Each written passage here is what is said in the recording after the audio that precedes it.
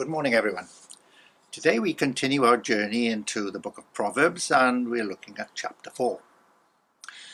Here the writer begins by saying that as he listened and obeyed his father when he was young, so too should his son take wise advice. This is an argument we often use as parents, isn't it, in this modern generation? Oh, when I was young, I respected our elders. We looked up to our teachers, our policemen, those in authority. We did as we were told without arguing too much. Well, I think at least I did. I must have been a good boy.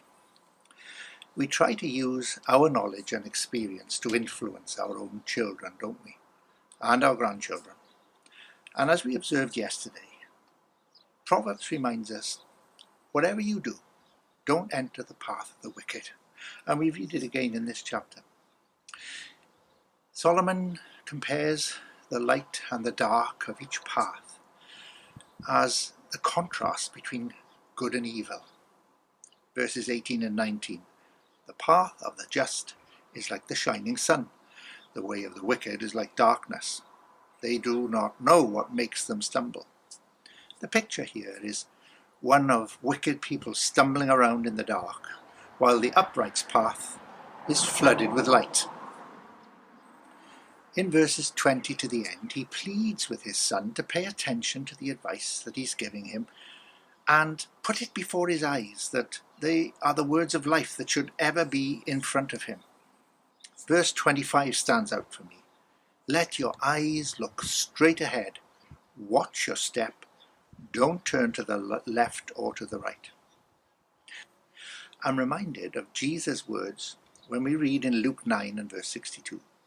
Jesus said to him, "No man, having put his hand to the plough and looking back, is fit for the kingdom of God." Now, Marian was brought up on a farm, and when I used to visit her in our courting days, I remember watching her father and her brother ploughing very straight furrows in the fields. And I asked them, what was the secret of getting such straight furrows across such a wide expanse of field? I'm sure you've all seen them as you've driven through the countryside, row upon row of dead straight lines.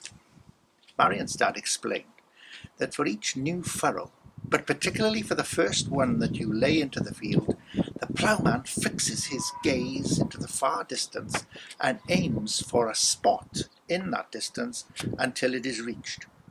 It might be a small tree or a boulder on the far side of the field, but keeping his gaze fixed on that goal, the resulting ploughed furrow is as straight as a die. Looking back or being distracted will result in the tractor veering right or left and producing a crooked furrow, and nothing looks worse in a field than a load of furrows that aren't straight. If you plough that first furrow straight, he said, all the other furrows that follow will follow that path, which is a straight one. And so it is in Solomon's advice. He advises his offspring, keep your eyes fixed ahead. Stay on that path of righteousness without veering to the right or to the left, and keep your feet from evil. To use another car analogy, we who are drivers know how important it is to keep our eyes on the road and not be distracted by other things. I also remember seeing a film of some soldiers working in a war-torn region where many lethal landmines had been laid in a minefield. And as the mines were found by the soldiers, they deactivated them and then marked a clearly defined pathway through the minefield for others to follow. For obvious reasons, there were warning signs to keep to the safe pathway through the minefield.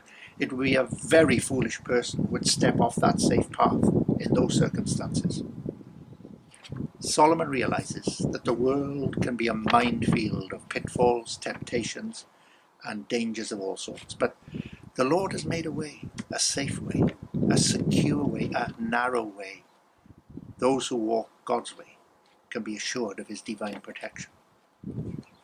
As we plough life's furrow today, let's keep our eyes fixed on the way ahead. Keep our eyes focused on the Lord, and our furrows will be straight and true. Have a good day.